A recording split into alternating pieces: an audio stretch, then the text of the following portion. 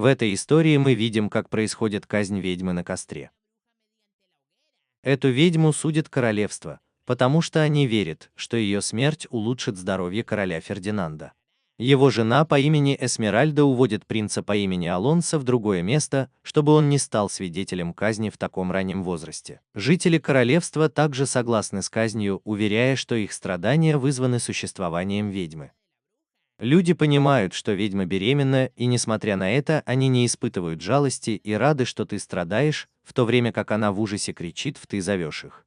Все-таки ведьме удается родить, защищая ребенка из последних сил. Король, те, кто их сопровождает, шокированы, увидев такой поступок. В этот момент зал прерывает субъект в сверкающих доспехах. Этот проходит сквозь охрану, а затем прыгает с балкона короля на ведьму. Чтобы спасти ребенка, как только он окажется у него на руках, появляется металлический конь, чтобы помочь ему сбежать. Мендоса, священник и советник короля, уверяет, что речь идет о рыцаре демонов, который, несомненно, является союзником ведьмы и, возможно, одним из тех, кто убил его, которых они заперли в подземельях. Мендоса приказывает им, чтобы охранники пошли за ним, так как он несет на руках ребенка, который не может зайти так далеко. Короля уносят внутрь для поддержания здоровья, в то время как Мендоса остается наблюдать за местом, где была сожжена ведьма, клянясь ему, что он возьмет на себя ответственность преследовать и уничтожить ваши. Спустя некоторое время стражникам не удалось установить местонахождение рыцаря, который забрал ребенка ведьмы, поэтому они сочли его мертвым. И король Фердинанд смог восстановить свое здоровье. И по совету Мендосы он организовал дом ведьм по всей стране. Предполагаемый колдун по имени Гильермо был казнен за попытку убить Мендосу. Охота и убийства произошли одно за другим. Таким образом, за один год было замучено и казнено более сотни ведьм и колдунов. Охота также затронула жителей королевства, которые ложно подозревали друг друга и обвиняли друг друга. Под предлогом охоты на ведьм, Храбрый послал свою армию в окрестные города, чтобы усилить свою власть. 16 лет спустя в городе, контролируемом Храбрым, мы встречаемся с Германом Луисом, который рассказывает ему всю историю, которая произошла ранее с явно любящей девушкой. Последняя там явно немного разочарована, когда Герман рассказывает ей историю с точки зрения ведьмы, упоминая о том, что именно этим людям поручено или поручено в случае с мужчинами запечатывать к демонам. Ласка смущается, потому что эта работа принадлежит священникам. Герман насмехается, так как они не могут контролировать таких существ, предполагая, что здоровье короля могло быть изменено демоном, чтобы заставить ведьм вернуться домой. В середине разговора появляется сын Германа, чтобы поговорить с ним, но он предпочитает проводить больше времени с Ласковой, поэтому игнорирует его. В тот же вечер мы снова видим Мендосу, которого Октавия информирует о слухах о том, что некий мужчина с ее сыном совершает странные поступки по отношению к женщинам. Окраина города. Опасаясь, что речь идет о рыцаре и сыне ведьмы, Мендоса посылает нескольких стражников, чтобы покончить с ними. К его несчастью, Герман все еще продолжает ухаживать за Лаской, так как подозревает, что она демон. Из-за постоянных исчезновений, возникающих после того, как несколько мужчин прибывают в это место. Ласковая девушка знает, что ее обнаруживают, и пытается отвлечь Германа, но точно так же терпит поражение от этого, который предстает перед ней как рыцарь Макай Зоро. Тот самый, который спас мальчика. Дитя ведьмы в прошлом, которого теперь зовут Леон Луис, и он также унаследовал волю своей матери запечатывать демонов. Лев известен как Золотой рыцарь Гаро. Благодаря своим навыкам он заставляет лидера экскурсии раскрыть свою истинную форму. Его отряд зеленых, который является демоном, убегает, в то время как Леон берет на себя задачу полностью уничтожить его, одной атакой превратив его в пепел. Позже появляется рассвет. Герман радуется, что с его сыном все в порядке, говоря ему, что он оставил его в покое, потому что ему пора начинать действовать. Иметь дело с таким количеством врагов. После этого они оба решают уехать в другой город, чтобы продолжить запечатывать новых демонов. С другой стороны, в королевстве король празднует день рождения принца Альфонса, который вскоре станет его настоящим наследником. Его мать в подарок дарит ему ожерелье, которое защищало его с детства.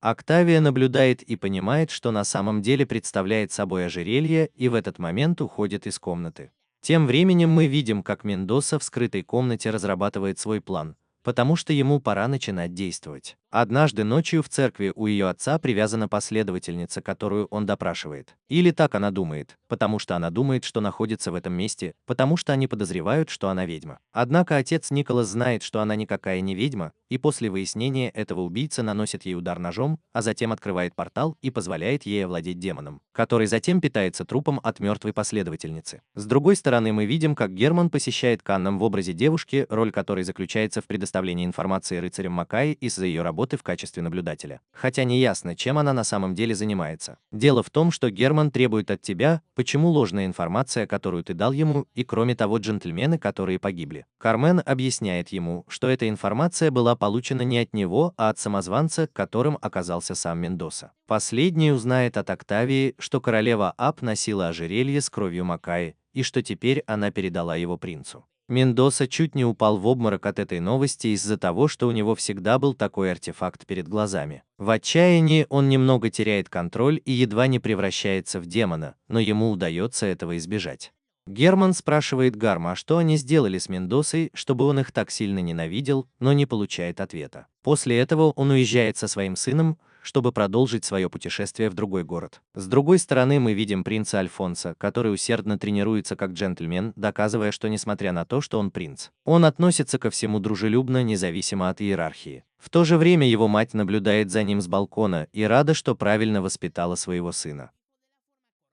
Затем она подходит к королю, который прикован к постели из-за новой болезни, и королева пытается дать ему что-нибудь выпить, но появляется Мендоса с группой детей. Он пытается обвинить королеву в том, что происходит с королем, обвиняя ее в отравлении его, чтобы избавиться от него и сохранить трон, намекая, что Альфонсо не является ее королевским сыном. Королева расстроена таким обвинением, но в то же время Мендоса отправляет стражников арестовать ее. Тем временем Герман и Леон прибывают в тот же город, где находится отец Николас. Герман продает лошадей, чтобы купить спиртное и лечь спать с большим количеством женщин, под предлогом того, что он должен родить еще одного ребенка, которого хочет. Его доспехов, точно так же, как Леон унаследовал доспехи своего отца Николаса. Мама. Это кажется Леону смешным, и он идет гулять по улицам, размышляя о том, почему его мать поссорилась с его отцом, который такой придурок. По дороге он видит костер и встречает прохожего со странной внешностью, который рассказывает ему о сожжениях ведьм и о том, как они были сожжены. Ежедневно они ловят новую, и после этого мы встречаемся с Эммой, предполагаемой ведьмой, которая была поймана. Отец Николай наблюдает за ней и дает ей день, чтобы все обдумать и признаться, что она ведьма, иначе ее будут пытать и казнить.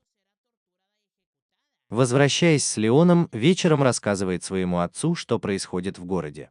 Герману также удалось вытянуть информацию, развлекаясь, и он знает, что они поймали еще одну ведьму, которая на самом деле является алхимиком Макеем. Герман упоминает, что, возможно, в этом городе есть ужас, имея в виду демона. Герман и Леон идут в церковь, чтобы спасти Эмму. Вот отец Николай стоял перед ней, чтобы пытать ее. Эмма узнает, что отец демон, поэтому он трансформируется, чтобы получить больше удовольствия от своих пыток. В этот момент вмешиваются Герман и Леон сражается с отцом, в то время как Герман берет на себя задачу помочь Эмме. Хотя у нее уже все было под контролем, и они только отложили ее планы. Эмма освобождается, чтобы вступить в бой с Леоном, и им обоим удается противостоять отцу, но Леон начинает терять контроль, получив свои золотые доспехи. Герман вмешивается, чтобы успокоить его, и в этот момент отец пользуется возможностью сбежать с места происшествия. Эмма не дает ему сбежать и убивает его в воздухе, в то время как Герману удается привести своего сына в сознание. С другой стороны, Альфонсо узнает от своего учителя, что его мать была заключена в тюрьму. Он немедленно уезжает, чтобы увидеться с ней, но она предупреждает его, что Мендоса предал их, и сразу же просит его покинуть королевство, так как он будет следующей целью Мендосы. И Альфонсо прислушивается и уходит, обещая, что однажды он вернется, чтобы вернуть своих родителей в свое королевство. Чтобы дать немного больше информации об этих демонах, которые охотятся на наш дуэт Протасов. Ты должен знать, что этих демонов на самом деле называют ужасами, но по соображениям конфиденциальности мы будем продолжать называть тебя демонами. В прошлом такие демоны существовали с древних времен, потому что они всегда возникают из-за раздоров и трагедий, чтобы появиться и поглотить людей. Перед лицом такой угрозы на протяжении многих лет существовали охотники на таких существ, люди в доспехах, известные как рыцари Макая.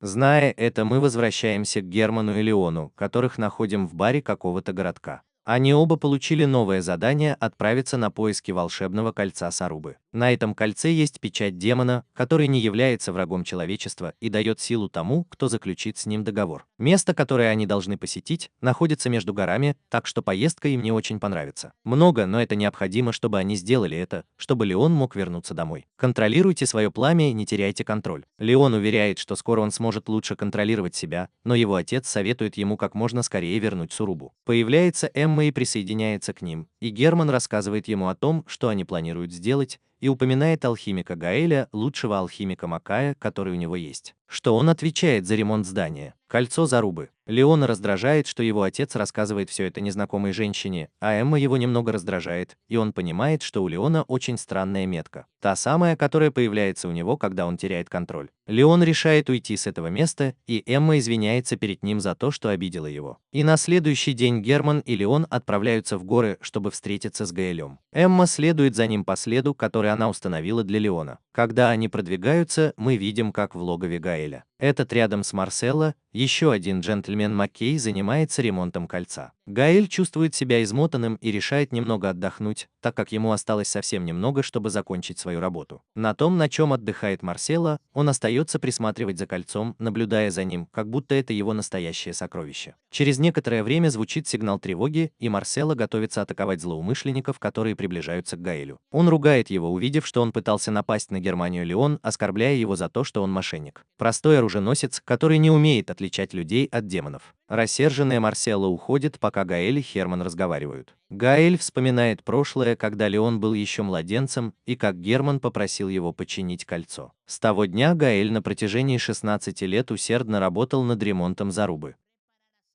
Позже Гаэль возвращается к своей работе по ремонту Зарубы, и позже Арану удается завершить ее. Марселло испорчен демоном, который подстрекает его украсть кольцо, и Марселло в конечном итоге сдается и вбивает Гаэля. Только чтобы затем сбежать с кольцом в руках по дороге, по которой его находит Эмма, и он понимает, что украл Зарубу, поэтому пытается забрать его у него. Но Марселло превращается в демона и ранит ее. Герман и Леон замечают драку и прибывают на место происшествия, обнаруживая, что Марселло ранен. Этот обманывает их и говорит им, что Эмма сбежала с кольцом Зарубы, и Леон идет за ней, в то время как Марселло ведет Германа в логово Гаэля, чтобы он знал, что она сбежала. Мертв. Герман понимает, что Гаэль не была убита Эммой, поскольку она сражается с нитями. Поэтому он просит Марселло показать ему свой меч. И Марселло, узнав, что он был обнаружен, решает трансформироваться. В то же время Леон находит Эмму, которая объясняет ему, что на самом деле произошло, и Леон автоматически возвращается, чтобы помочь своему отцу, превратившись в Золотого Рыцаря. Марселло пытается надеть кольцо Зарубы, но это работает только с золотыми доспехами, и ни одно другое существо не может заключить с ним контракт. Марселло злится и полностью превращается в демона, храня кольцо внутри себя. И дает ему бой с этим, и ему удается вспороть ему живот, чтобы взять кольцо. Как только у него это получится, он встречает Зарубу, который дает ему свою силу в обмен на часть его жизни каждое полнолуние. Лев соглашается, и следы пламени исчезают с его доспехов. После этого Лев автоматически легко побеждает Марселло. Позже Эмма помогает им, скрывая логово Гаэля, чтобы никто не осквернял его исследования и секреты. С другой стороны, мы видим, как Альфонсо убегает от группы охранников, последний решает противостоять им, но понимает, что они демоны. Понимая, что Мендоса использует их, чтобы убить, захватить все королевство. Альфонсо все еще пытается с ними бороться, но он им не соперник. Демоны вот-вот убьют их, когда из ниоткуда появляется рыцарь Малиновый Макай и спасает его. После этого таинственный рыцарь снимает доспехи, чтобы Альфонсо последовал за ним. На следующий день Герман и Леон отправляются на новое задание. На этот раз они отправятся в изолированный город, где произошло несколько исчезновений. По прибытии он замечает, что жители этого города смотрят на него очень странно. Появляется мэр и разговаривает с ними обоими, сообщая им, что в их городе ничего не происходит, и что визит посторонних для них это просто случайность. Это дурное предзнаменование, поэтому он просит вас уйти без проблем, если Херман или он согласятся и уйдут. Но прежде чем ты это сделаешь, ты увидишь, как мальчик по имени Лоис приставает к нему с 3 другими детьми. Когда он пытается ударить его куклой, которую держит в руках Лоис, он кусает своего обидчика. Герман и Леон вмешиваются, заставляя детей убежать, понимая, что Лоис расстраивает их, потому что считает их мать ведьмой. Узнав об этом, они решают сопроводить Лоис домой, где она узнает свою мать, молодую женщину по имени Аурелия. Она немного рассказывает им о своей ситуации, давая понять, что она не ведьма. Что касается Лоис, то она ведет себя тихо после потери своего отца, который был убит грабителями во время путешествия. С того дня Лоис нашла куклу в лесу, и это единственное, что его отвлекает. Той же ночью мы видим, как Алоис ведет себя и двигается очень странно, ссылаясь на то, что дети издеваются над ним на вершине утеса. Однако Алый был дома и наслаждался ужином, который его мать приготовила для гостей. Вскоре горожане с родителями пропавших детей приходят к Аурелии, обвиняя ее во всем. Мэр также присутствует и понимает, что Германия и Аурелия его друзья, но они только упоминают, что проезжали мимо. Аурелию арестовывают, а Лоис с небольшой помощью Германа удается сбежать в лес. Леон преследует Лоис, в то время как Херману было поручено спасти Аурелию, которая была поймана за то, что ее пытали, но перед этим ее допрашивает мэр, который боится, что Лоис может сбежать. Она могла бы рассказать что-нибудь посторонним о том, что они делают. Ллойд клянется, что ничего не рассказывал. В разгар этого появляется и Герман, чтобы спасти ее. Мэр отпускает ее, зная, что ее секрет в безопасности, и сообщает горожанам, что в ту же ночь они проведут церемонию. Леон приходит в хижину, где укрывается Лоис, и замечает, что она полна вырезанных из дерева кукол. Леону удается найти Лоис, и он возвращается вместе с Германией и Аурелией. Там они узнают, что никто в городе не является демоном, и остается только расследовать дело Лоис, которая в конечном итоге тоже оказывается невиновной. Через некоторое время Аурелия рассказывает ему историю о лесорубе, который жил в хижине, где находятся куклы. Он считался колдуном до нее, и горожане устроили церемонию его убийства.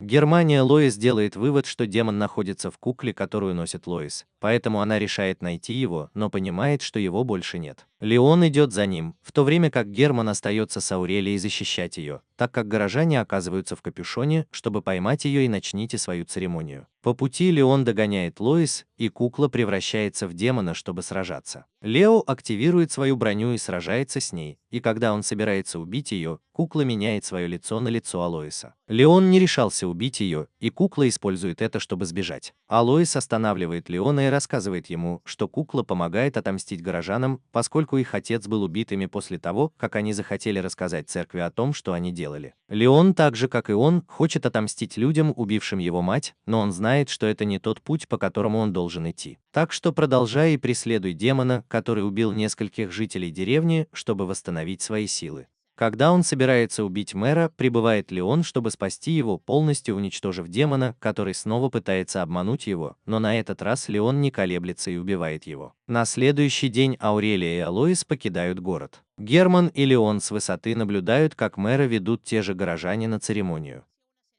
Герман предпочитает не вмешиваться в это дело и решает покинуть город вместе со своим другом. Вечером мы видим, как Альфонсо продолжает свое путешествие рядом с Рафаэлем, рыцарем, который ранее спас его. Он рассказывает ему, что такое демоны и как Мендоса контролирует его с помощью запрещенного магического инструмента, чтобы контролировать королевство Храбрый. Альфонсо просит его помочь ему победить демонов, с которыми он сталкивается, поскольку он недостаточно силен, чтобы победить их. Как принц он хочет, чтобы я научил его сражаться мечом, чтобы он мог освободить свое королевство. Рафаэль официально представляется ему как Рафаэль Бандера, друг предыдущего Золотого рыцаря. Мы быстро узнаем, что Герман и Леон уже находятся в другом городе.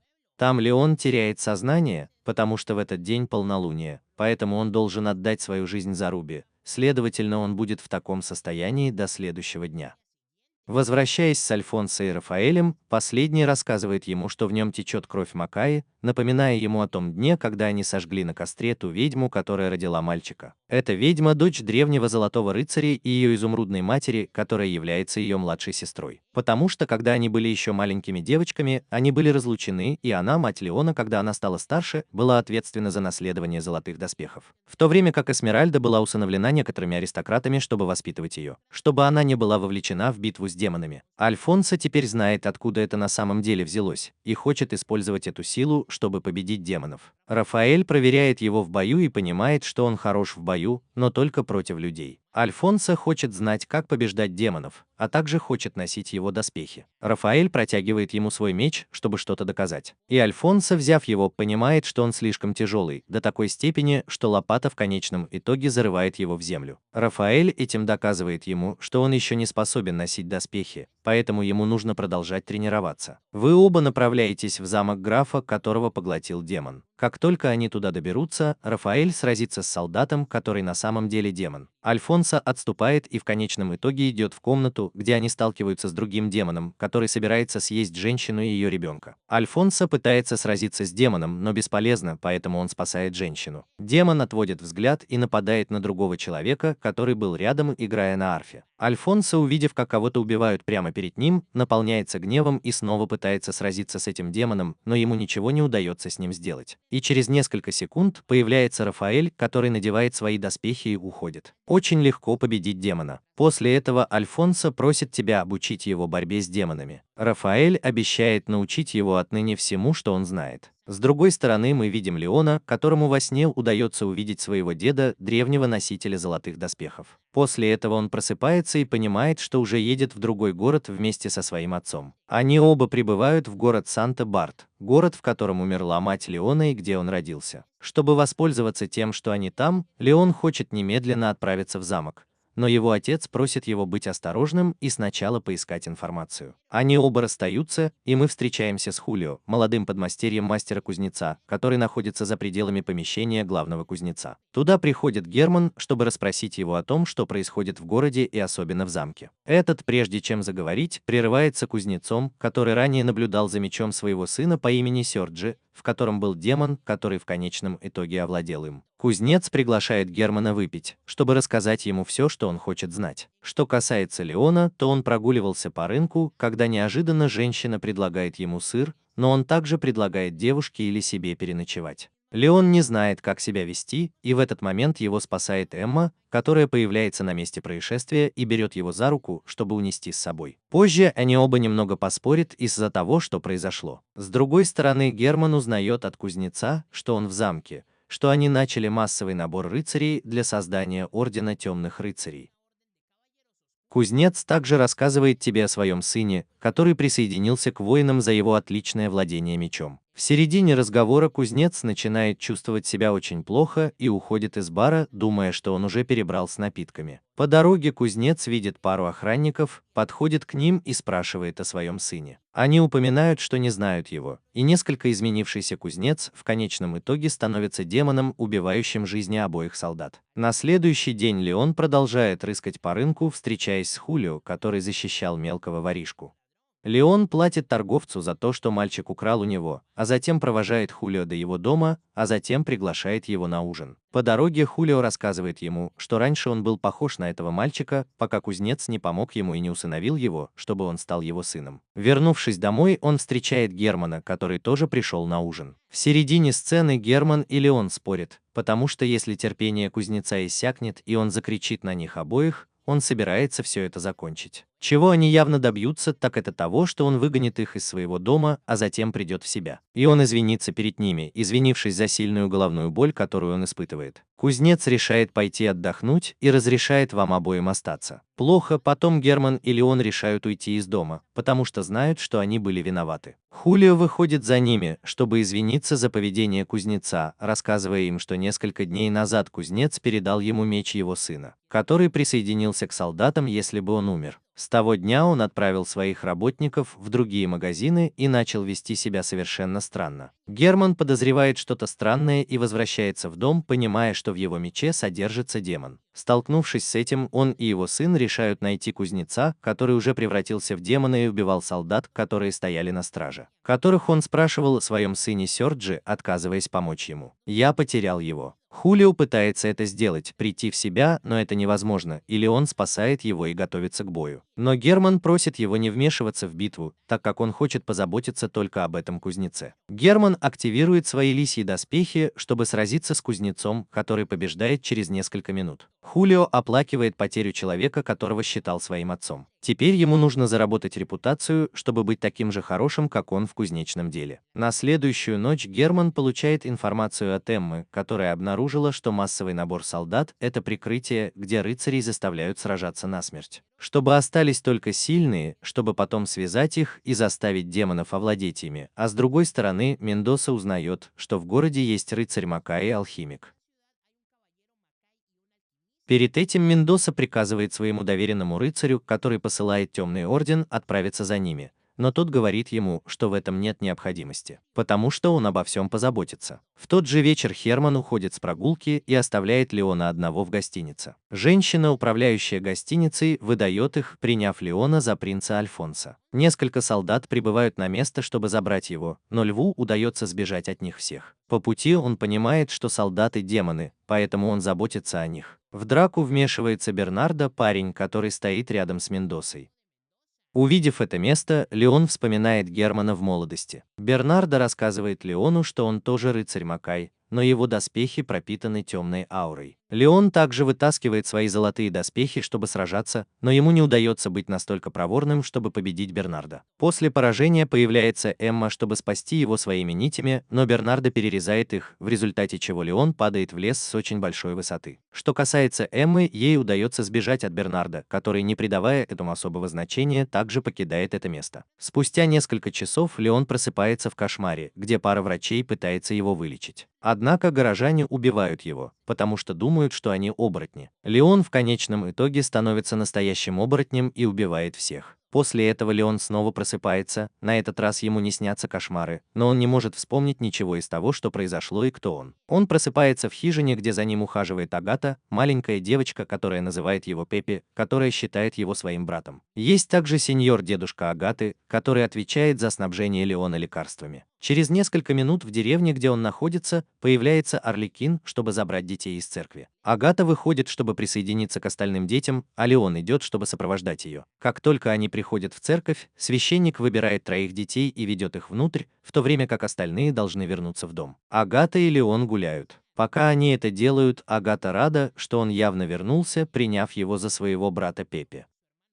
Позже Агата снова идет в церковь, чтобы немного помочь, а Леон возвращается домой. Увидев меч, начинает восстанавливать свою память, понимая, что старик, который за ним ухаживает, был рыцарем Макаи. Леон сталкивается с ним, и старик решает рассказать ему всю правду, начиная с Агаты, которая является дочерью его бывшего товарища. Агата должна была стать алхимиком, но чтобы отдалить ее от всего этого мира, она решила спрятаться и жить мирной жизнью. Что касается Пепе, то он мальчик, который, потеряв своих родителей, потому что они якобы были оборотнями, был продан группе художников. Пепе был очень хорошим другом, и Агата пообещала ему когда-нибудь вернуться. Поскольку в тот день он так и не приехал, старик, обнаружив льва без сознания, снабдил его препаратом, изменяющим память, чтобы выдать себя за Пепе. С другой стороны, в церкви Арлекин раскрывается перед Агатой как настоящий Пепе. Этот входит в церковь и, превратившись в демона, убивает священника, чтобы забрать детей вместе с Агатой. Леон, с подозрением относящийся к тому, что должно было произойти, прибывает в церковь, чтобы спасти детей, которых священник собирался продать в рабство. Но узнает, что мальчик, которого лев с подозрением относится к тому, что должно было произойти, прибывает в церковь, чтобы спасти детей, которых священник собирался продать в рабство, но узнает, что Арлекин похитил их. Леон идет за ним и в конечном итоге сталкивается с демоном, который овладел им. Леон активирует свою броню и прикончит Арлекина за считанные минуты. Когда он трансформируется, дети пугаются его, думая, что он слабак. Уже позже Леон воссоединяется со своим отцом, который уже узнал о его поражении от черных рыцарей. Леон просит у него немного времени, чтобы понять, что делать, в то время как его отец просит у него немного денег, потому что он остался голым после того, как вышел в ту ночь. И чтобы узнать, почему Герман оказался таким, давайте вернемся к тому моменту, когда он покидает гостиницу, оставляя Леона в одиночестве. Как обычно, проводит ночь рядом с любящей девушкой. На следующий день, когда он возвращался в гостиницу, женщина по имени Ирен сбежала от группы из 3 человек. Герман прикрывает ее, готовясь к драке с подданными, колокольчиком, который у него есть с доказательствами, и это демоны. Увидев, что это простые люди, он решает бежать, поскольку рыцари Макея, а также алхимики не могут причинять вред людям. Как только им удается сбежать, Ирен ведет его в заброшенную хижину, чтобы спрятаться от Бруно и 2 его друзей. Там в качестве награды Ирен целует Германа, но тот просит ее о другом, и Ирен соглашается заняться с ним сексом. И возбужденный Герман раздевается догола, и там Ирен пользуется случаем и крадет у него деньги, которые у него есть, а также одежду, показывая ему, что она также является партнершей Бруно, и что она не только любит его, но и любит его. А других, и Герману больше нечего сказать, и он в конечном итоге убегает от них. По дороге его преследуют охранники для допроса. Герман берет взаймы несколько простыней, чтобы укрыться, пока он продолжает бежать, но позже отдает простыню простуженному мальчику. Стражи порядка думают, что он извращенец, поэтому они продолжают преследовать его. В этот момент появляется Эмма, чтобы помочь им, заставляя охранников споткнуться и потерять их из виду. Но потом Эмма рассказывает Герману, что случилось с Леоном. Последний решает не идти искать своего сына, потому что на данный момент он хочет оставить его в покое, чтобы он понял, что он еще не так силен, как он думает. После этого Герман направляется к Гранту, чтобы попросить у него объяснений, почему он не предупредил их, что Бернандо, то есть Черный рыцарь, все еще жив. «Я все еще жив». Грант не придал этому большого значения и подумал, что если я расскажу ему, это может помешать выполнению заданий, которые у него будут в будущем. В этом мы видим воспоминания о Хермане, где мы понимаем, что этого в прошлом до того, как он сбежал, звали Роберто, и он был в команде с Анной Ла, мать Леоны, и сам Бернардо. Я с самого начала подозревал, по какому пути хотел пойти его друг, желая нарушить кодекс Маккаи, но только в определенный день его преследовала группа джентльменов.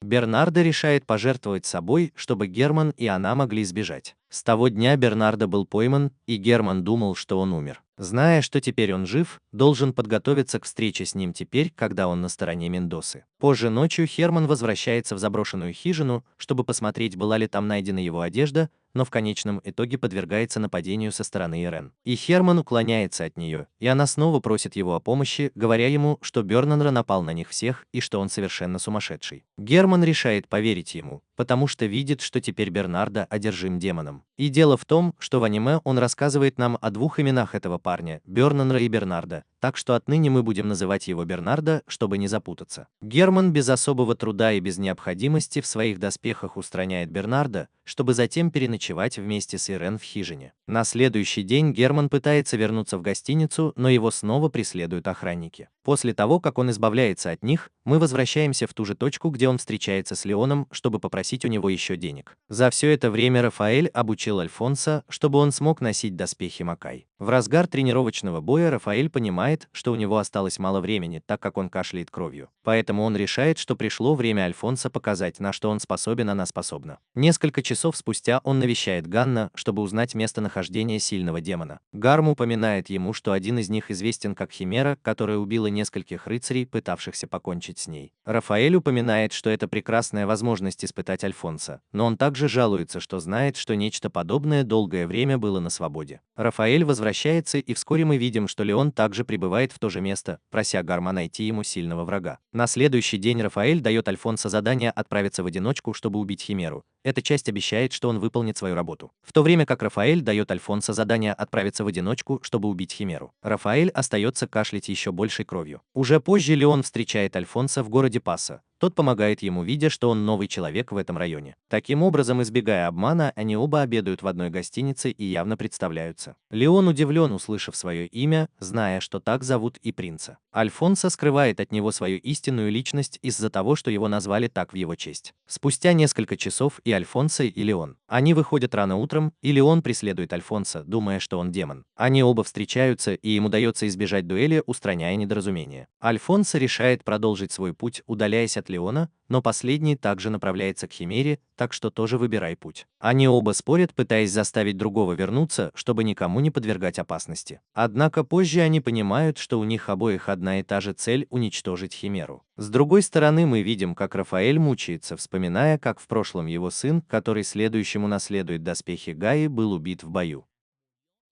Рафаэль знает, что пока не может умереть, если хочет собраться с силами, чтобы продолжить, увидев дух своего старого друга. Возвращаясь с Леоном и Альфонсо, им обоим удается найти Химеру. Этот демон выглядит как какой-нибудь босс из тех, что на ринге, в форме кареты, запряженной тысячами человеческих тел, и в то же время защищен двумя гигантскими скелетами. Леон и Альфонсо работают вместе, чтобы остановить его до того, как демон доберется до какой-нибудь близлежащей деревни. Благодаря их командной работе им удается остановить его продвижение, но это был только первый этап, поскольку Химера открывает свою дверь и теперь атакует с гораздо большей силой. Альфонсо, столкнувшись с этим, мало что может сделать. Поэтому Леон пытается справиться в одиночку, активируя свои золотые доспехи перед Альфонсо, который заставляет его отступить. Признай себя легендарным воином света. Этот титул был заработан дедушкой Леона в прошлом, и сегодня он считается настоящей легендой. Несмотря на то, что носит доспехи Леона, он не может пробить Химеру, так как его атаки довольно слабые. К тому же у этого есть несколько атак, которые не облегчают ему задачу. Все в порядке. Ко всеобщему удивлению, Рафаэль прибывает на место и просит Альфонса не сдаваться. Этот активирует свою броню и бросается на Химеру, но ему не удается причинить ему вреда, и Химера ловит его. И Рафаэль пользуется возможностью, чтобы деактивировать его броню и передать свой меч Альфонса, говоря ему, что он будет тем, за кого себя выдает он следующий, кто унаследует доспехи Гаи, потому что его время пришло. После этого Рафаэля пожирает Химера, и Альфонсо видит, как он умирает. На его глазах он злится и берет меч, приобретая доспехи Гаи. Теперь, когда у него есть больше силы, добавленной к гневу из-за потери своего хозяина,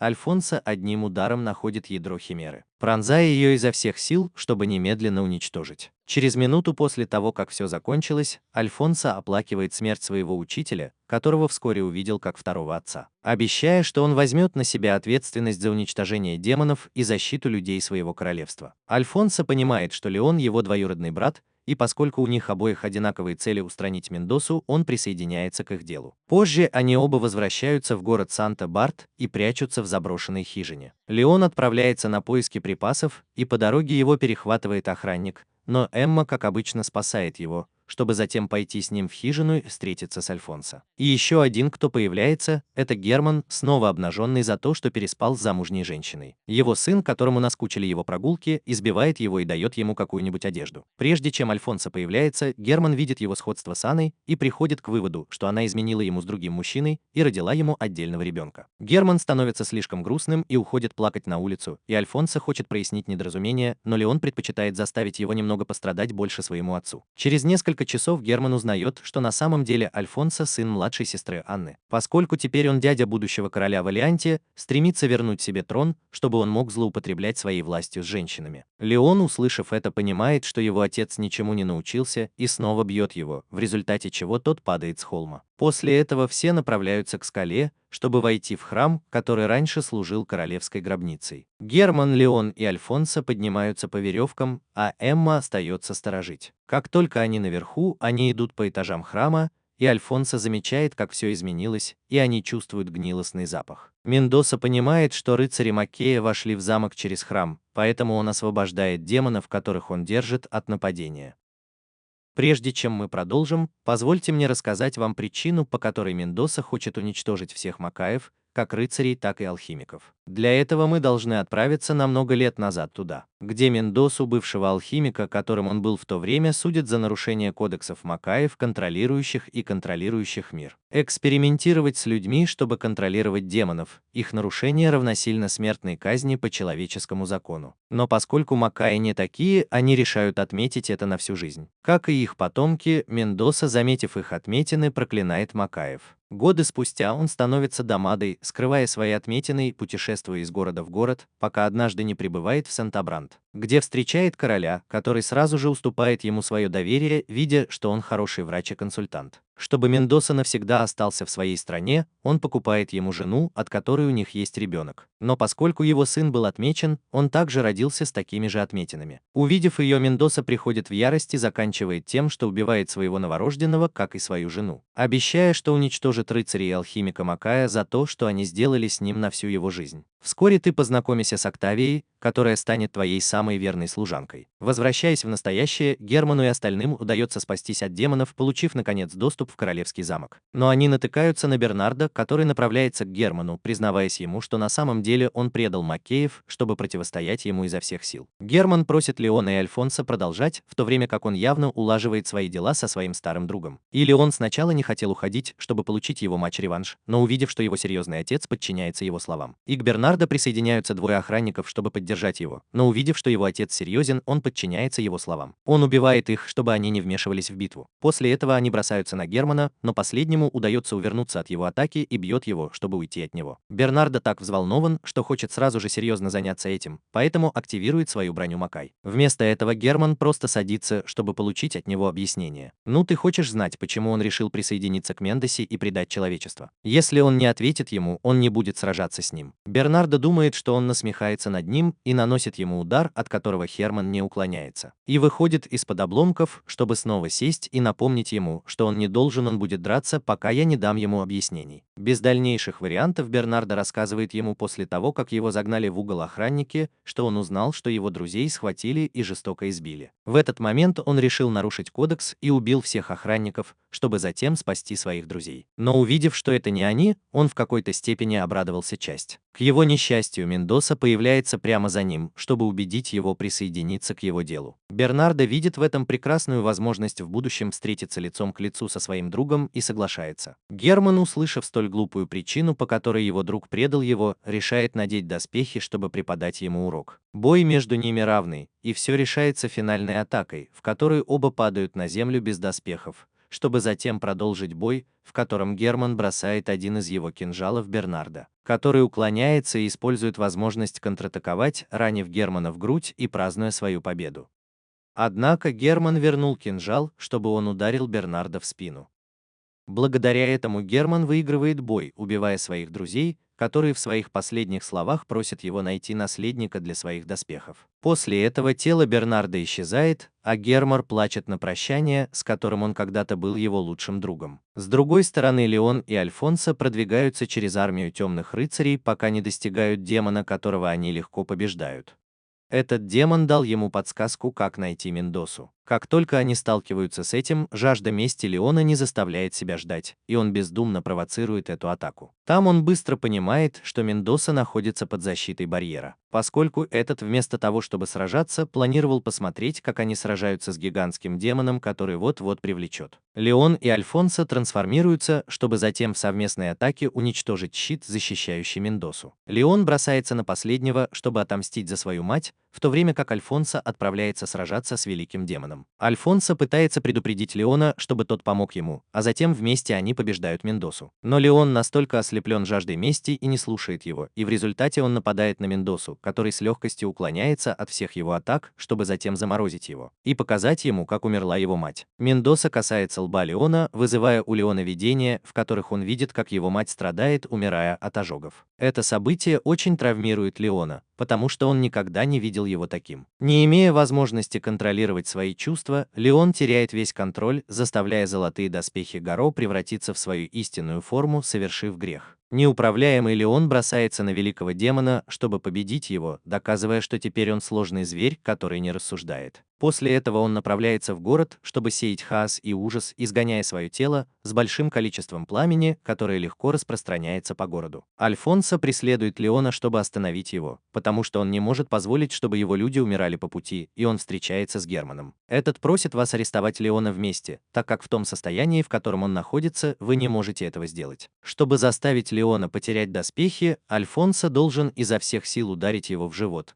в то место, где у Леона есть медальон. Альфонсо готов на все, чтобы остановить Леона. Поэтому он готовится и бросается на него, в то время как Мендоса наверху наблюдает, как сейчас два рыцаря Макаи будут сражаться и уничтожать друг друга. Радуйся этому событию, потому что так все и должно было быть очень давно. Альфонсо изо всех сил пытается остановить Леона, но вмешивается Эмма, которая на несколько мгновений останавливает Леона своими нитями. Альфонсо удается вонзить свой меч в живот Леона, в результате чего тот падает на землю без доспехов. При падении Эммы и Германа они спасают Леона от смерти. После этого великий демон снова восстает, чтобы продолжить борьбу. И Альфонсо, зная, что он также разделяет кровь с Леоном, решает надеть золотые доспехи, взяв меч Леона и превратившись в настоящего рыцаря Гаро. Альфонсо теперь в своих новых доспехах, в сочетании с его отличной подготовкой и навыками. Он полностью владеет доспехами и, по правде говоря, более эффективен с ними даже без необходимости в кольце зарубы. Альфонсо удается победить великого демона, а затем сразиться с Мендосой, которого, к его несчастью, поглотил великий демон. И Альфонсо использует этот момент и своим мечом убивает их обоих. После этой битвы Леон приходит в сознание и, увидев Альфонсо в своих доспехах, просит вернуть их, вплоть до того, что умоляет его на коленях: «Пожалуйста, отдайте его ему», потому что это единственное воспоминание, которое у него осталось, это осталось у него от матери. Герман бьет Леона, потому что то, что он делает, это что-то очень жалкое. К тому же доспехи теперь выбрали Альфонсо в качестве своего владельца. И она ничего не может с этим поделать, и Альфонсо также обвиняет ее в том, что он не смог себя контролировать. И из-за нее Санта-Барт теперь разрушен. Услышав это, Леон решает покинуть это место побежденным и без доспехов. И на следующий день Альфонсо восстанавливает трон, похоронив себя, что его отец все еще жив. Она жива, но ее мать приняла решение уйти сама с Диосито, чтобы таким образом помешать Мендосе использовать ее в качестве заложницы. Альфонсо приходит к телу своей матери, оплакивая ее уход, явно благодарный ей за то, что она сделала. Несколько дней спустя Леона находит на берегу реки девушка по имени Лара после того, как он попытался покончить с собой, бросившись со скалы.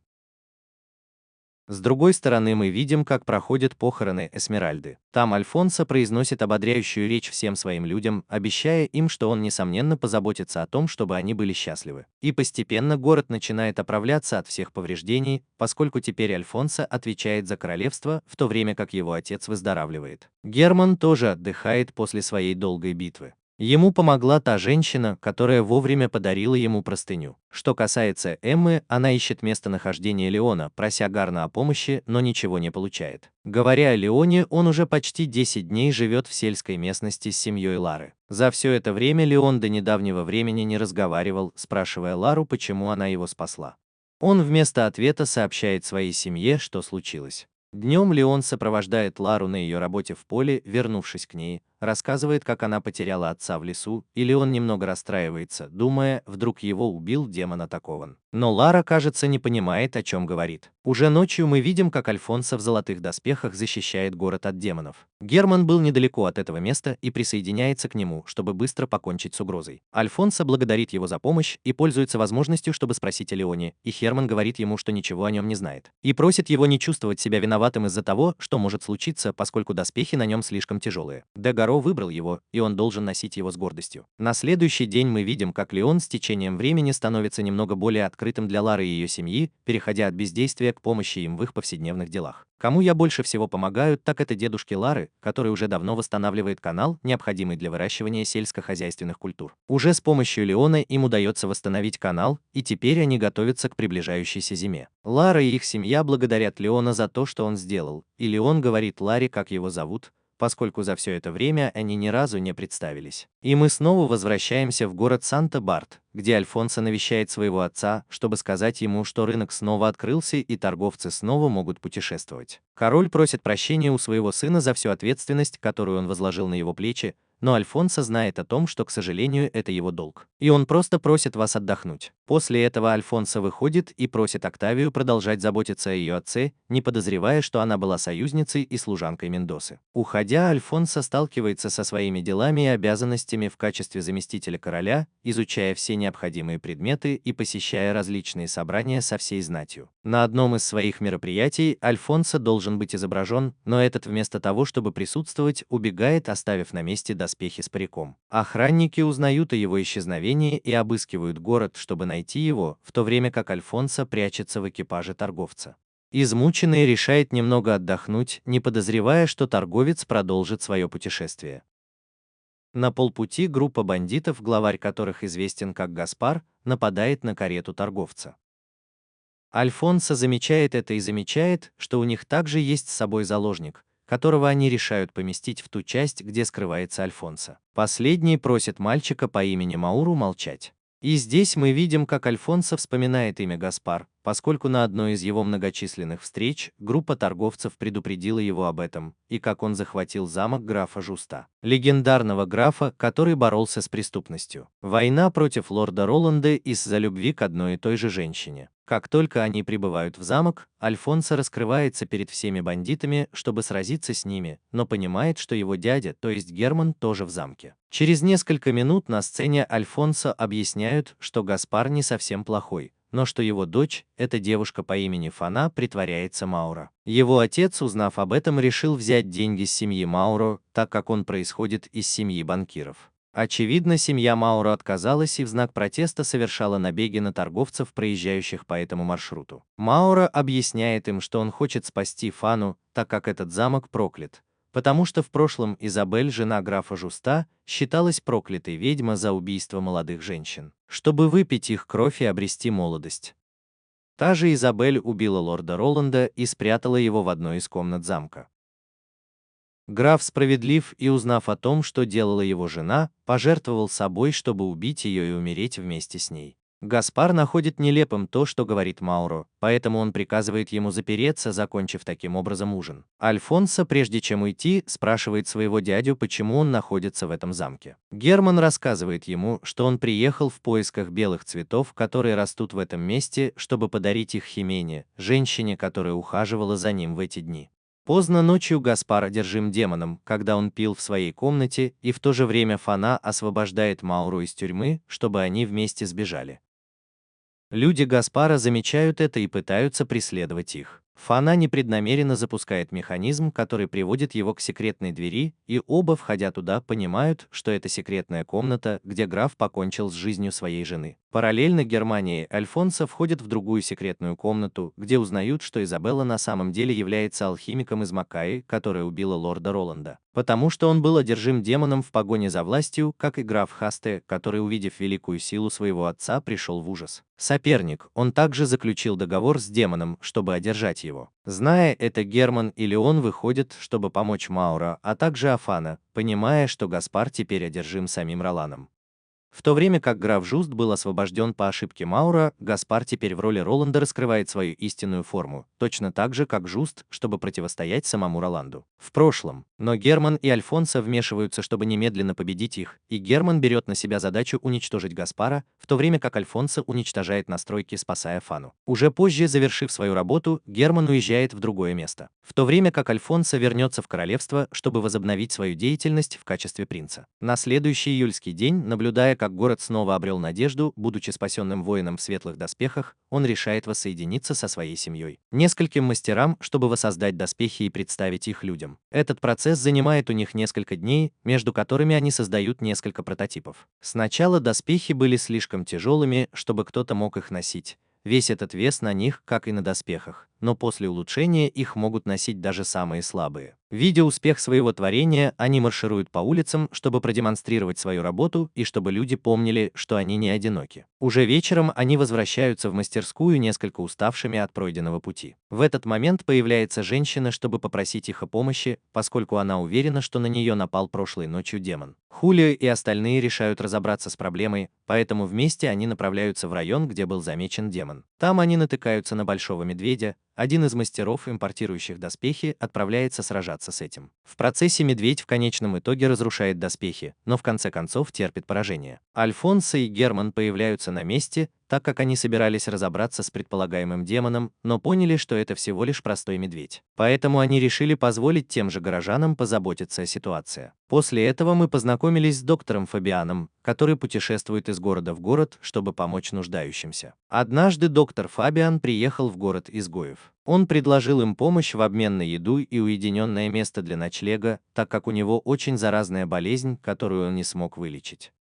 И именно поэтому ты так одеваешься. Мальчик, узнав в своей деревне, что есть доктор, решает навестить его ночью, чтобы он мог намереваться вернуться к своему ученику, но он понимает, что у доктора чума. Поэтому он решает убить его ради «оставайся со своей медицинской книгой и учись». Однако в медицинской книге был демон, который в конечном итоге овладевает мальчиком, чтобы выдать себя за доктора. На следующий день доктор прибывает в город Санта-Барт, где начинает ухаживать за людьми независимо от возраста и пола. За Германом ухаживает этот доктор после того, как Химена непреднамеренно ударила его. Доктор очарован Хименой, поэтому нанимает его ассистентом на полставки. Уже ночью мы видим, как доктор убивает и съедает одного из пациентов. Это событие повторяется несколько раз, привлекая внимание Альфонсо, который сообщает Герману о продолжающихся исчезновениях, и Химена становится следующей жертвой доктора. После того, как она заболела из-за крема, который он сам ей дал, Герман приезжает навестить ее и понимает, что это не так. Что что-то не так, поэтому нападите на доктора, который собирался убить Ксимену. Демон раскрывает свою истинную форму и сражается с Германом, который нанес ему несколько порезов, которые тот исцеляет сам, поскольку его способность исцелять любые раны. С таким преимуществом доктор оставляет Германа тяжело раненым в бою. Доктор, ранив Германа, решает спасти его, прежде чем убить. В этот момент Герман восстанавливает свои силы, воспользовавшись возможностью, чтобы уничтожить демона. На следующий день, благодаря победе над демоном, Химена восстанавливает свои силы, и Герман рад этому. Но это звонит Гарн, чтобы попросить его позаботиться о Мендосе. За все это время мы снова видим Леона, который уже смирился со своей реальностью и теперь живет, как и любой другой крестьянин, рядом с Ларой и ее семьей. Леон и Лара выходят из леса, чтобы собрать дрова для предстоящий приход зимы. По дороге они достигают места, которое жители этой местности считают сказочным лесом.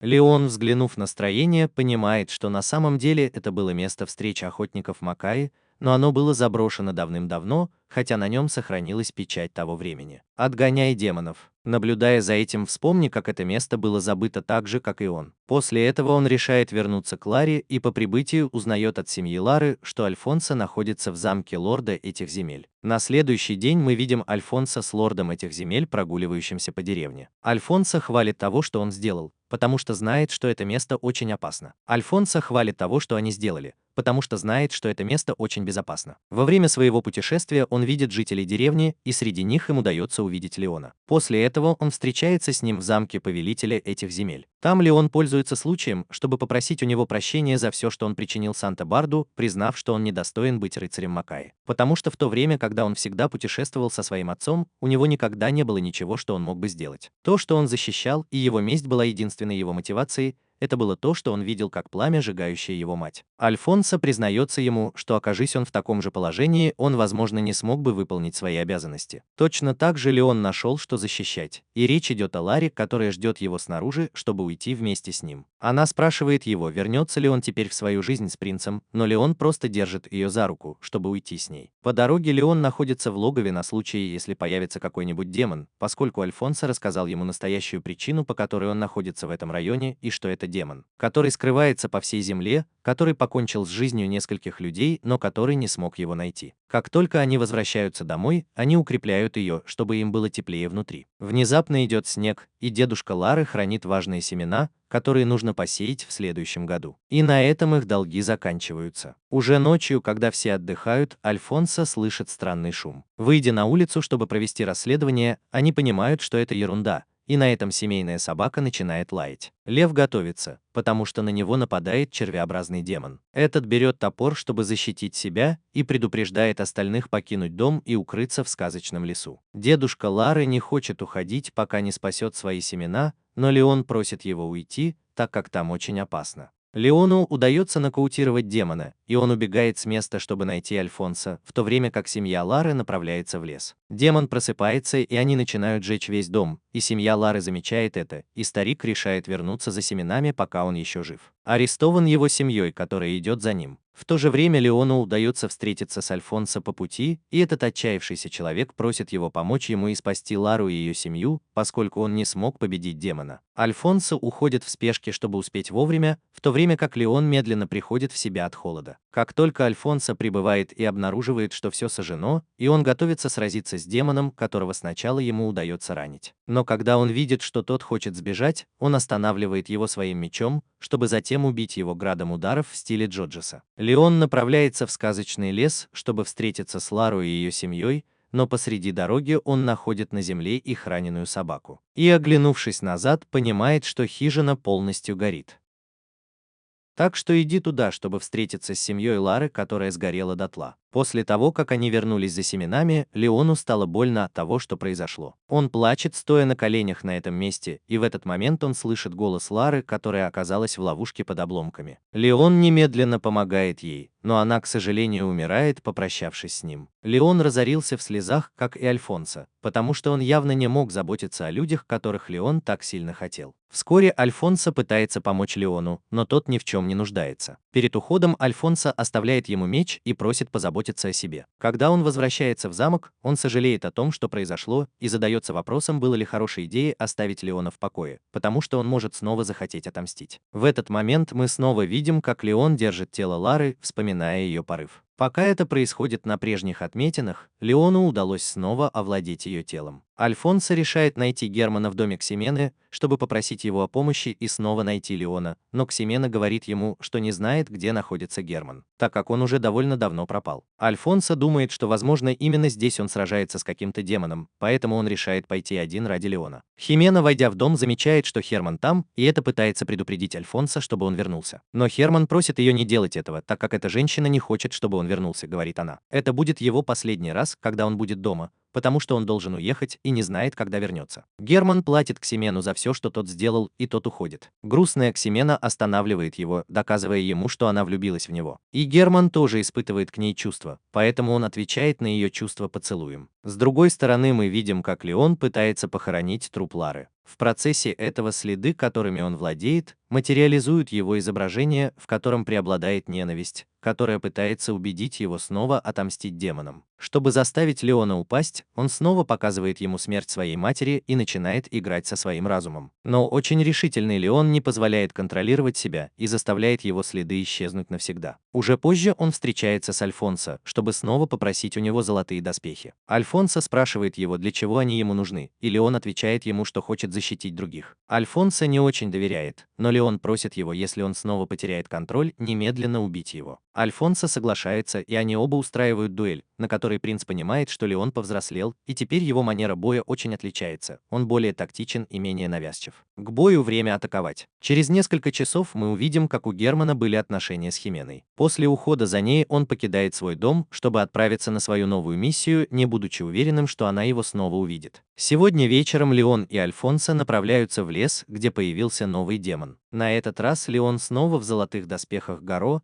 а Альфонсо в доспехах своего покойного хозяина. После нескольких минут борьбы им удается победить демона и спасти пару детей, которые бежали от него. Леон спасает их, и один из детей напоминает ему его подругу Лару, так что у этого неизбежно из глаза выкатывается слеза. После этого по дороге он вернулся в замок и встречает Германа, который нападает на Леона. Последний ограничивается только тем, что уклоняется и ругает своего отца, как он делал раньше, и Герман рад, что его сын вернулся, говоря ему, что он никогда не собирался его искать, но, к сожалению, Леон не вернулся, что я всегда беспокоился о нем. Почему я знал, что с этим боем он должен справиться сам? После этого разговора он рассказывает ему о своей новой миссии, и в этом Гарм поручил ему помочь Мендосе. И Леон и Альфонсо очень удивлены, поскольку предполагается, что Мендоса погиб во время инцидента в Санта-Барде, но по какой-то причине кажется, что он жив. Герман покидает это место, не сообщив ему дополнительной информации, что приводит их в еще большее замешательство. Чтобы узнать, что происходит, они оба приходят к Гарну, чтобы потребовать от него каких-то объяснений, но это ничего ему не говорит. Заруби говорит Леону, что она действует только в собственных интересах. Гард этого не отрицает, но в конечном итоге сообщает им, что Эмма умрет в ближайшие дни. После этого Леон и Альфонсо уходят, полагая, что история с Эммой – это просто отвлекающий маневр, чтобы отвлечь внимание от темы Мендосы. Но они все равно решат пойти за Эммой, чтобы посмотреть, что происходит. Альфонсо решает остаться в королевстве и продолжить расследование местонахождения своего дяди и почему он помогает Герману, в то время как Леон идет за Эммой, чтобы помочь ей. Говоря об Эмме, мы видим, как она следует за демоном по имени Лучано, не давая тому покончить с жизнью любящей. Лучано пытается сбежать от нее, но Эмма опутала нитями весь город, который он встречает,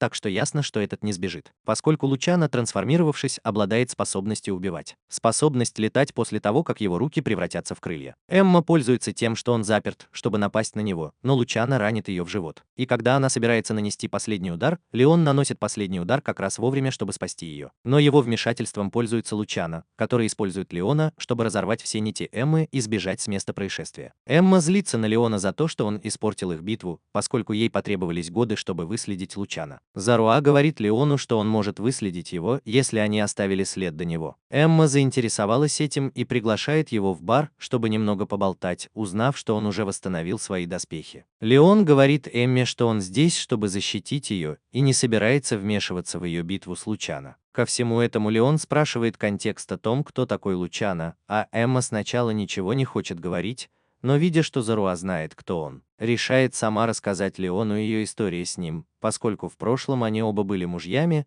она с алхимиком Макаем, а он со священником Макеем.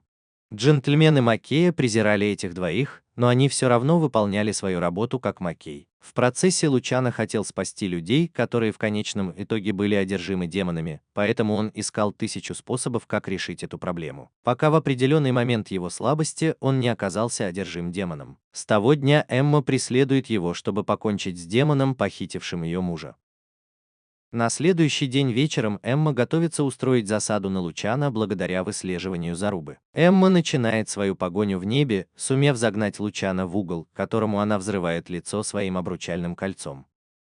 Эмма вот-вот упадет в башню с заостренным концом, ту самую башню, в которой они оба случайно поженились. Лучано спасает ее, чтобы он сам ее съел, но Эмма отрезает его волосы и превращает их в заостренное оружие, которым он пронзает голову Лучано, тем самым заканчивая его жизнь в процессе. И когда она вот-вот упадет, Леон спасает ее, тем самым предотвращая ее смерть. Уже позже Леон помогает Эмме, залечивая ее раны, пока она пьет алкоголь, чтобы отпраздновать или, возможно, забыть о том, что она только что сделала. Леон со зрелым отношением поддерживает его в его горе, доказывая Эмме, что он явно уже не ребенок. Эмма, увидев его, целует его, и, к ее удивлению, Леон отвечает ей взаимностью. На следующий день Леон и Эмма прибывают с Альфонсо, чтобы разузнать о местонахождении Мендосы, поскольку они подозревают Октавию, поскольку знают, что она была ближайшим слугой этого. Для начала своего расследования они проверяют подземелье, где работал Мендоса, обнаруживая несколько секретных камер, которые они не знают, как открыть. Место, где Эмма наполняет его своими нитями, чтобы узнать, продолжает ли Октавия посещать указанные места. Однажды ночью Октавия спускается в метро и наступает на одну из ловушек, оставленных Эммой. Столкнувшись с этим, Октавия решает бежать, чтобы сбить их с толку, добравшись до комнаты короля. Там, используя артефакт, который она дала Мендосе на случай, если он окажется в опасности. Когда он активирует его, появляется демон, и Октавия приказывает ему убрать служанку по имени Лаура, которая была в комнате. Она пользуется случаем и подходит к королю, чтобы сказать ему, что Лаура превратилась в демона. Затем она приказывает демону съесть ее ногу, на которой есть пряжа Эммы. Демон делает это, и Эмма и остальные приходят в комнату и приходят к выводу, что этот демон привел в действие ловушку. Чтобы все выглядело более правдоподобно, Октавия приказывает демону атаковать снова. Там Эмма предотвращает эту атаку своими нитями, чтобы затем Леон и Альфонсо уничтожили демона. На следующий день Октавия просыпается, и рядом с ней появляется Альфонсо, который благодарит ее за то, что она сделала для его отца. Потому что тот рассказал ему, что Лаура превратилась в демона, и она пыталась защитить его. Как только Альфонсо уходит, мы видим, как Октавия касается того места, где она потеряла ногу, проклиная существование рыцарей Макея. Уже позже Альфонсо, Леон и Эмма продолжают дальнейшие поиски местонахождения Мендосы, как вдруг появляется Герман, который рекомендует им прекратить поиски. Леон разозлился, что сталкивается с ним лицом к лицу, но не хочет рассказывать им, что происходит. Герман в ответ тоже достает свои кинжалы,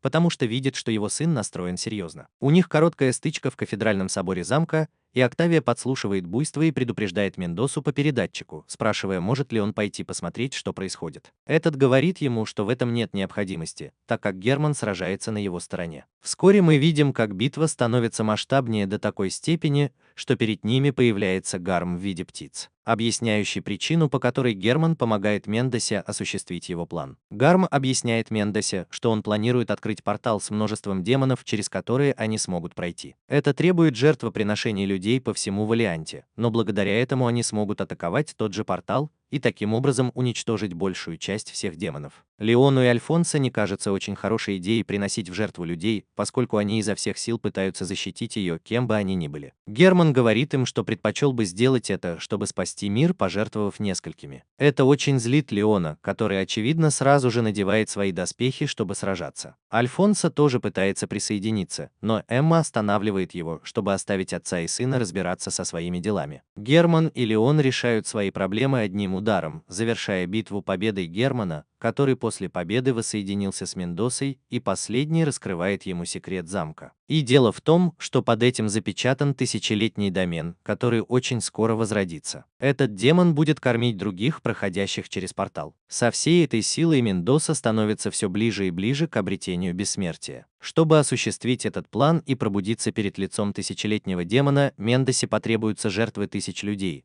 но он уже предвидел и подготовил все необходимое, потому что то, что он будет использовать для призыва, это души всех рыцарей и алхимиков Макая, которых они уничтожили. Герман знает, что Гарм не может ошибаться, и она доверяет своему видению, но она также не очень доверяет ему и не знает, каковы ее истинные намерения. Поэтому она решает положить конец плану Мендосы и пытается напасть на него, чтобы предотвратить воскрешение этого демона. Мендоса вызывает нескольких демонов, которых Герман без проблем уничтожает. В процессе Мендоса использует Октавию в качестве живого щита, но ничего из этого у него не получается, поскольку, несмотря на вмешательство Октавии Херман, ему удается протянуть ей руку, чтобы взять ее с собой, и он может активировать врата, которые позволят ему вернуться домой. Леон и остальные, войдите. Мендоса узнает о его плане и вызывает еще больше демонов, чтобы те последовали за ним. В то же время Леон вместе с Эммой и Альфонсо, пытаясь добраться до комнаты, где находится Херман, попадают в ловушку и отправляются в другое измерение. Эмма быстро использует свои нити и находит драгоценные камни, которые они должны уничтожить, чтобы сбежать оттуда. Когда они это делают и возвращаются в свой мир, они натыкаются на барьеры, которые разрушаются грубой силой Леона и Альфонсо. С другой стороны, Герман уже истощен, но знает, что его усилия окупились, увидев, как его сын смог войти в комнату. Чтобы избавиться от других демонов, поднимается на платформу, с которой он туда добрался, и обрушивает ее, чтобы упасть вместе с ними. В глубине души он снова встречает Октавию, которая теперь преобразована после того, как получила силы от Мендосы. Октавия игнорирует Германа, чтобы подняться наверх и разобраться с другими злоумышленниками, в то время как Герман загнан в угол ордой демонов. Октавия предстает перед Леоном и Альфонсо, чтобы показать нам, что она предательница,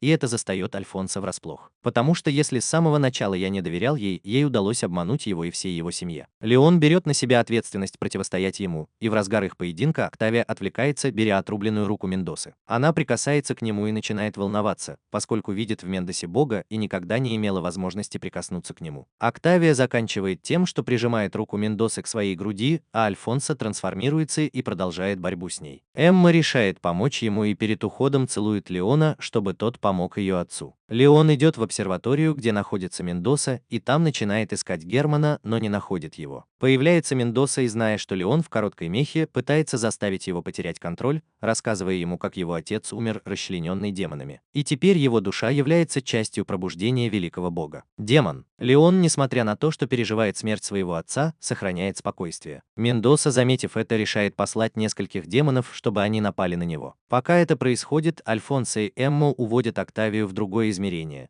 так что она теряет время и не может помочь Мендосе. Там Альфонсо и Эмме удается сбить ее с ног. После этого они планируют сбежать из измерения, но Октавия наносит ответный удар, в результате чего все трое возвращаются в Санта-Барт. Там им удается не отставать от темпа боя, пока Альфонсо не ударит Октавию колонной, как и Эмма, которая бросает в него несколько ударов, уверенная, что ее нокаутировали. Альфонсо просит Эмму отправить его к порталу, чтобы закрыть его, поскольку Леону удалось победить демонов, вызвавших Мендосу, и он даже зашел так далеко, что вошел в тот же портал. Но не смог остановить пробуждение тысячелетнего демона по имени Анима, который поглощает всех демонов, которые проходят через него портал. Альфонсо использует все свои силы, чтобы уничтожить портал и помешать дальнейшему укреплению анимы. Октавия снова появляется и достаточно ранена, чтобы остановить его, но Эмма позаботится об этом. Октавия удивляет ее, ранив ее в живот, и когда она собирается убить ее, ее тело достигает предела и поглощается ее же силой. Так что в конечном итоге она взрывается, а Альфонсо продолжает закрывать портал и в конце концов убивает ее. Я обрабатываю, как его доспехи отрываются от его тела. В конце концов ему удается закрыть портал, но Альфонсо очень-очень сильно ранен и падает на землю с совершенно значительной высоты. В то же время Леон отбивается от атаки анимы, которой удалось проснуться, и в процессе Леону удается достать один из кинжалов, которыми пользуется его отец. Анима замечает это и хватает его, разбивая его о здание, оставляя его раненым. И Анима начинает полностью разрушать город, убивая при этом жизни нескольких человек. Будучи не на все 100% готовым к тому, что не сможет поглотить необходимых демонов, имеет небольшое отверстие, которое можно атаковать. Леон понимает это и решает вместо этого начать свою атаку, но Мендоса избегает этого, используя свое последнее средство – слиться с анимой. После этого Мендоса обретает божественный статус, обретая бессмертие. Леон все еще противостоит ему, но его атаки, несмотря на то, что они смертельны, не могут повредить Мендосе,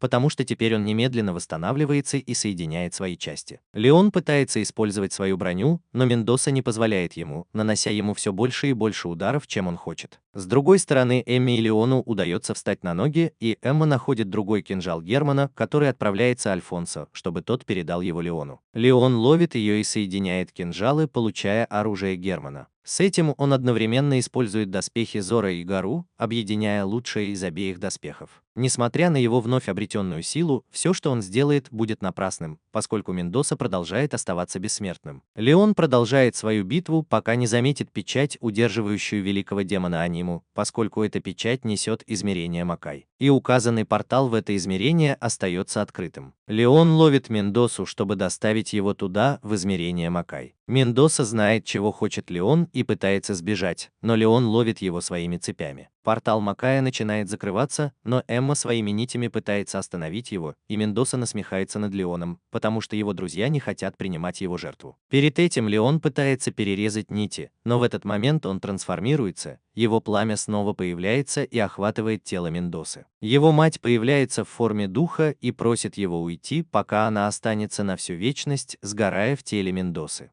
Леон понимает, что его Яман никогда не был ради мести, но его мать всегда защищала его. Леон убегает верхом на Жерубе, металлическом коне, которым пользовался Герман. Когда Герман поднимается в духовном облике, также появляется перед ним, чтобы попрощаться, прося его также навестить Ксимену. Леону удается выбраться из Макея, и они оставляют там Мендосу взаперти. Через несколько дней начинается восстановление города под командованием Альфонса. Леон посещает могилу Лары, и в этом месте появляется Эмма, чтобы сказать ему, что они уезжают отдыхать в свой старый дом. Леон говорит ему, что не может пойти с ней, но Эмма не просит его об этом и уходит, надеясь когда-нибудь снова встретиться. Уже позже Леон навещает Ксимену, которая теперь носит Херуа в качестве амулета. Это потому, что Ксимена забеременела от Германа в ту ночь, когда они были вместе. И теперь Херуа ожидает рождения нового наследника доспехов Гару, в то время как Леон также думает о скором поиске наследника и продолжении своего рода. И на этом аниме заканчивается. И если ты дошел до этой части видео, не забудь прокомментировать секретное слово, которое будет обозначать меч, и не забудь оставить свой лайк, нажать кнопку подписки и активировать колокольчик, что чрезвычайно важно. Кроме того, если вы хотите поприветствовать одно из видео или порекомендовать мне аниме для подведения итогов в следующем видео, подпишитесь на меня в Instagram, которое будет по ссылке в описании и в прикрепленном комментарии, так как очень скоро я буду приветствовать всех, кто будет следовать за мной там. И не говоря больше ни слова, Пинья Кола прощается.